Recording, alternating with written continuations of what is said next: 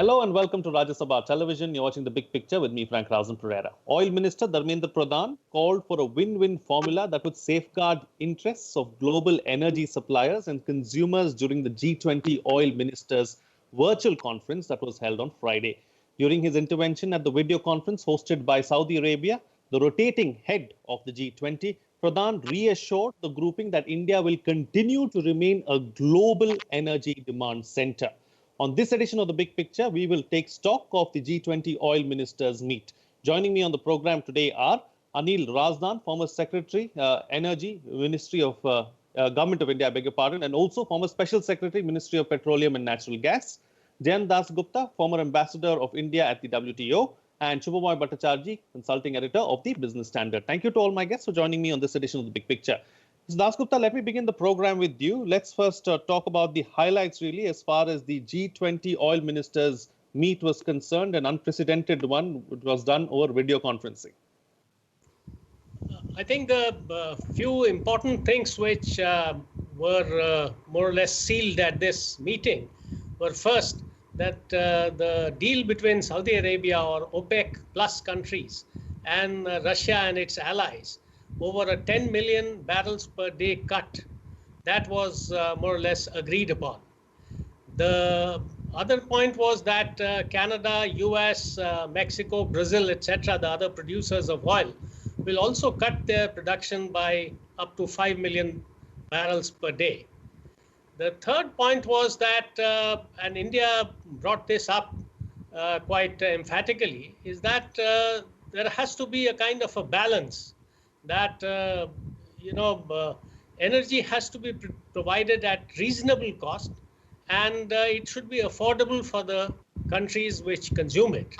And finally, that India is in favor of stabilization of the market so that the consumers also could have a break even of their operations in terms of prices, and there could be a consumption led demand recovery.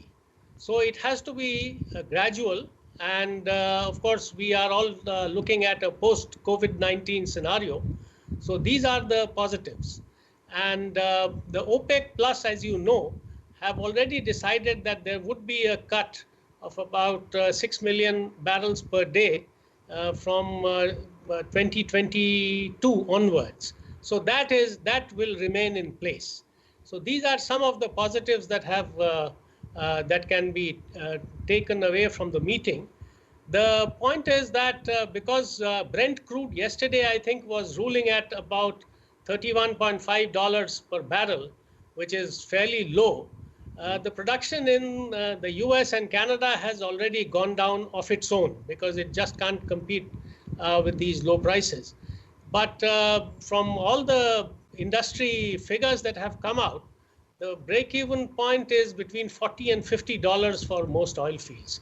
So if oil prices continue to rule around $30 to $40, companies will be forced to slow down further and also shut down many of their wells. Right. So that is something which we need to contend with. Globally, we have to have a coordinated and cohesive policy to be followed by all countries so that the producers also are not put to any hardship and they don't have to shut down. Right. Okay. All right. So, talking about the coronavirus pandemic, talking about how the world is in lockdown, Mr. Razdan. So, how badly affected is the oil sector across the world? The oil sector certainly got a bashing. And of course, this is the condition of countries who got cheap oil, so to say, to produce. And it's good news in a way that oil prices have fallen for countries like India, the major consumers. We are importing almost 85% of our requirement today. But then you see the whole business has to be sustainable, as Ambassador Dasgupta also said. If these oil-producing countries cannot sustain at that level their economies, because their economies are entirely dependent on oil, and they have to be kept going also. It has to be a happy compromise. They have to realize that we can't afford those high prices today, particularly when our economy is also going to be in a strain like the global economy. And we've got a large population which is either still below poverty line or just above poverty line. It's hovering around that, maybe 30-40% of our population. So if we've got to get them on to clean energy, and particularly, as we've said, get them on to gas cylinders, to other kinds of pipe gas supply, maybe in the times to come, all this has to be affordable. Gas prices also have taken a fall. Incidentally, I think the ONGC production, though it came down marginally last year, their own production cost is about $35 to $40 itself per barrel. Now, similarly for gas prices, our gas is in difficult fields and domestic production will certainly go down, because if you have fixed a gas price at about $2.39, you can't be producing gas at $4 or $6. Now that is a very unviable proposition. But this is certainly, it's very uncertain times, but the richer nations and the producing nations, they've got to also realize that countries like India have a huge problem, and it must be a win-win situation for everybody, as the minister has also tried to push out. I heard some reports that they said the demand is going to remain steady, jump up. Yes, well, if the economy gets back on rails fast, it certainly will. But at least the first half, or the first quarter at least, of this financial year is going to be pretty bad. And I think I was listening into Dr. Fatih Birol's interview with one of our channels. And his concern also was a huge job loss in the oil industry globally if prices continue to fall. So he's obviously, you see, they're from the OECD group, essentially. In my time also, we were negotiating with them as an associate member, because we did not want to get involved as a compliant country to the Kyoto obligations, etc. The situation thereafter, of course, has changed. But they must also realize that oil cannot go to the prices it had reached, particularly for importing countries. Getting 85% of our oil is import. You have to have a nation price also, and maybe a special price. I think this is the time also we can negotiate by saying, yes, okay, we assure you this much demand, but you please keep our price band in this range. This is what we can afford. If you keep the price band at this range, then we can assure you this much demand. Otherwise, we do have a coal reserve. We can switch on to electrification in any case, because the option before the Indian homes today also is going to be that, do you use electricity for your cooking needs, or do you still stick on to gas? Because electricity reached almost every home today. Okay, that's an aspect that we'll take up probably later on in the program about, using alternate modes of fuel.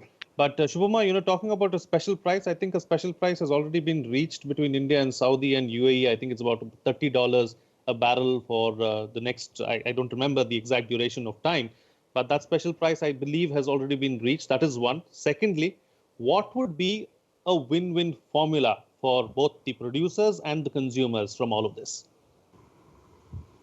That's a point. I mean, win-win formula is, frankly speaking, something that the world doesn't have to offer. For the simple reason that the oil production, if the guys who are producing it cannot afford to produce it, then they will definitely have forced to shut their wells. Oil prices in some places in USA have already reached negative territory. It's just the entire storage capacity of this world has already come to full level. There's absolutely no space now to put the oil that is being pumped out anywhere. We are now, the countries are now requisitioning the very large crude carriers as places to pump in their oil. In fact, even yesterday's, Thursday's decision to cut the oil production by 10 MPD essentially means that till the end of April, the oil will be producing just as it is being produced now. And then later on, it just will be reduced to the extent that they, in any case, would have had to reduce. So the oil economy today frankly speaking, doesn't have any formula to come out unless the world itself starts coming out of its recession. In that situation, what does it mean for India? One, first of all, the remittances that were coming from those countries, and that amount to about 4% of our GDP, has gone and will go out. And those men will be back on our shores. And that's already started. That's really big bad news for us, because that immediately means that additional number of people and additional and lower GDP. 4% is quite a bit. The second part of it is that the oil reduction definitely helps us in terms of our prices, but the low inflation that it creates, remember, it is also a problem there that it turns the terms of trade, which was turning positive for agriculture, into an adverse terms of trade. So essentially, low prices isn't really relating to something that we can win out of. For instance, we have a plan to sell HPCL. That is a massive amount of support the government would need. Today, HPCL is not possibly going to be sold because no oil company in the Middle East has money to be able to buy HPCL. If that is so, then that means a severe financial pressure for India. BPCL probably. BPCL, not HPCL, BPCL. This other problem is even worse, which is that the Indian economy isn't necessarily an oil-dependent one, as Mr. Razdan pointed out, but we are not at this moment in a position where low oil prices give us a boost across sectors. This is a problem, therefore, that we need to look at. It is peculiar, but India now needs the oil companies, or rather the oil economies, to actually start becoming better. That sort of helps us. A large part of our FDI is negotiated for from Middle East countries. Right. If these countries go down, it has a severe impact on our economy. Sure. So essentially, we have a very strong stake with the health of these economies. The idea that we should commit, and that's what Mr. Pradhan has said, that we should commit to the fact that we will be buying a good percentage of the oil. We are, in fact, the world's third largest buyer of oil now, is a very good message that he has given out. And yes, obviously, as a big buyer, we should dominate the price line, that what is the price that we will be asking for. But beyond that, the fact that these countries are in bad shape is really bad news for the Indian economy. Absolutely. All right, taking the discussion forward now, Mr. Dasgupta, I'm going to take the point that Subhomoy is making forward with you. If you look at the bigger picture, really, too high oil prices also are a problem, but too low oil prices also, like rightly pointed out for him, are really a problem. So what do we do in a situation like that? You spoke about $40, $50, or oil being at that rate, and that could be a middle ground. Is that where we need to start working from? I think we need to have a kind of a consensus built up amongst the consumers, the major consuming countries, and India being the third largest, China the second one, and of course the US is also the very large producer as well as consumer at the moment. So we have to have a kind of a consensus built up amongst the consuming countries that we are prepared to pay this kind of a price, and then we have to negotiate with the producers. And because whatever solution is worked out has to be a win-win situation. It can't be a win for the consumers, because the producers will stop producing and the prices will go up and there would be shortages affecting the economies all around. So we have to have a negotiated settlement on this. And the time for the companies, the producers, is to be transparent about their costs, because they have been saying that they can't function for very long at these low prices, only for a short period. So there has to be transparency, and we have to, because they also have raised capital from banks, from other financial institutions to run their companies. So those are also burdens which will have to be taken into account. Now, the point that I wanted to make specially is that, of course, Mr. Razdan has already said that we are importing about 85% of our requirements. And if you look at the total picture of oil plus gas plus coal, we are importing about 46% of our requirements at the moment. And this is likely to go up to about 53% according to projections by 2030. So we will continue to import more and more.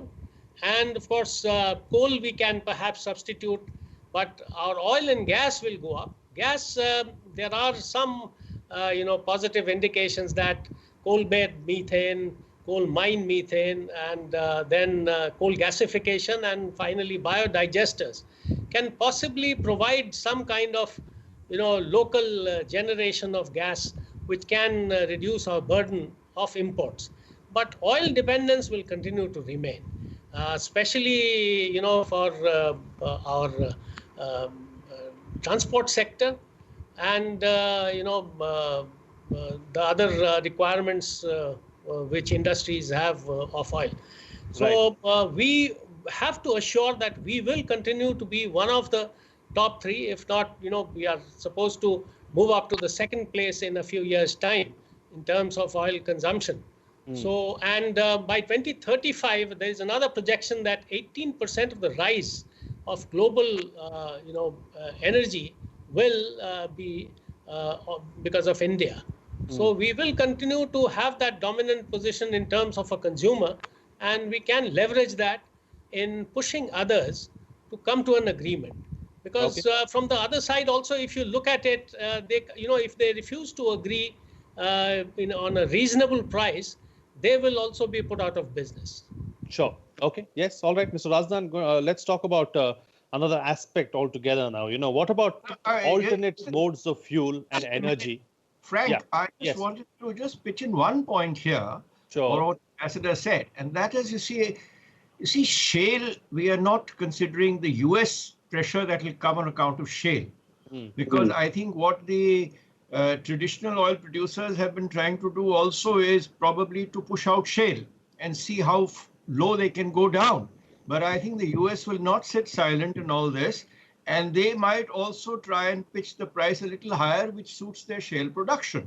So this other element will also be coming into the picture. And the other point is that how soon the economies can get off the block, because post-COVID-19, today we are in a situation where again we'll be on a new starting block and seeing how soon the economies can take off. And unless we are in a position by that time to get off the starting blocks fast and in a meaningful way, we will not be able to buy that much imported commodities. Yes, now please go ahead, Frank. Yeah, talking about a new starting block, is it time that we look seriously at our renewables and the other alternate fuels as well? Because since we are going to be starting afresh, why not from there as well? Quite right. That maybe it's a new paradigm that we've got to look at today in many aspects. You see, it will be whether it be labor intensive, maybe less transport, less moving around. The whole way the world is going to look at it's through another prism, probably.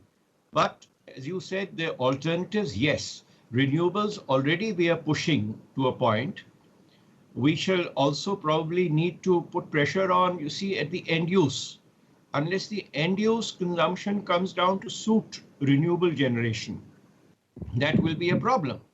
And in India, you see, we have a problem also of balancing power. Now, the exercise which we had a week back on the power shut off and shut on, now the whole situation could be brought under control because of hydro, that quick ramping up, etc. Now, hydro, we must try and encourage pumped hydro also, particularly. We've got to revisit those areas which we had forgotten for a while. Now, solar and wind, yes, wind, we were a strong manufacturing country, but we have, unfortunately, that industry is dying out. We've got to attend to that urgently. As far as solar is concerned, yes, we have to marry it with indigenous manufacture. Imports of all solar equipment cannot carry on indefinitely or beyond a time. And the other point is alternative fuels. Yes, we are, I think the methanol mission needs to be given a boost also. There is talk, in fact, of some technology. Just yesterday, somebody had brought to me on sugarcane.